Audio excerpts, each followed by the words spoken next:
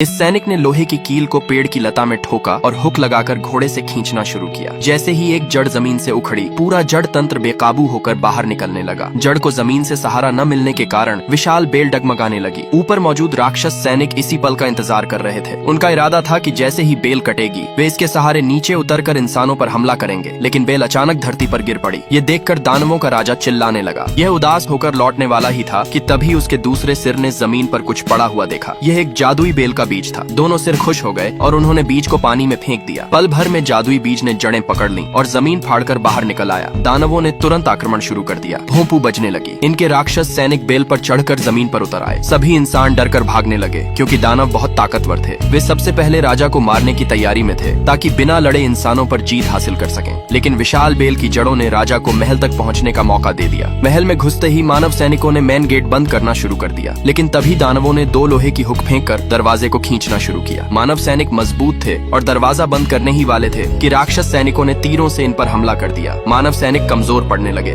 राजा के आदेश पर दूसरा दरवाजा तुरंत बंद कर दिया गया। लेकिन राजा जानता था कि यह ज्यादा देर नहीं टिकेगा। उसने रानी और थॉमस को महल के अंदर छिपने का हुक्म दिया। महल के अंदर आते ही उन्होंने जमीन में हलचल देखी। अचानक जमीन फट गई और एक दानव बाहर निकला। दोनों डरकर राजा की अलमारी में छिप गए। इन्हें उम्मीद नहीं थी कि दारू नाली के रास्ते महल तक पहुंच जाएंगे। होल से एक दानव की बड़ी आंख दिखाई दी। वे तुरंत अलमारी से निकलकर बाहर भागे। दानव दरवाजे में फंस गया क्योंकि दरवाजा छोटा था और वह अंदर नहीं आ सका। दोनों ऊपर के रास्ते बाहर भाग रहे थे। तभी एक बड़े हाथ ने रानी को पकड़ लिया। थॉमस ने देखा तो सामने दानवों का राजा खड़ा था। थॉमस ने बिना देरी किए उस पर हमला करने का सोचा, लेकिन दानव के दूसरे सिर ने उसे देख लिया और थॉमस को पकड़ लिया। थॉमस ने हथियार से दानव के दूसरे सिर पर वार किया, लेकिन उस पर कोई असर नहीं हुआ। राजा थॉमस को खाने ही वाला था कि थॉमस ने जादुई बीज निकाला और उसके मुंह में डाल दिया। बीज दानव के पेट में पहुंचते ही अंदर से जड़ें निकलने लगी। कुछ ही पलों में दानव राजा मर गया। इधर राक्षस सैनिक दरवाजा तोड़कर महल में घुस चुके थे। सभी इंसान डरे हुए थे क्योंकि वे दानवों के सामने छोटे और कमजोर थे। तभी लोगों ने देखा कि राक्षस सैनिक अपने हथियार फेंक रहे हैं और झुककर सलाम कर रहे हैं। किसी को समझ नहीं आया कि क्या हो रहा है। तभी थॉमस महल से बाहर निकला। उसके सिर पर दानव राजा का ताज था। ये गरीब लड़का अब महल का राजा बन गया था। रानी ने थॉमस से शादी कर ली।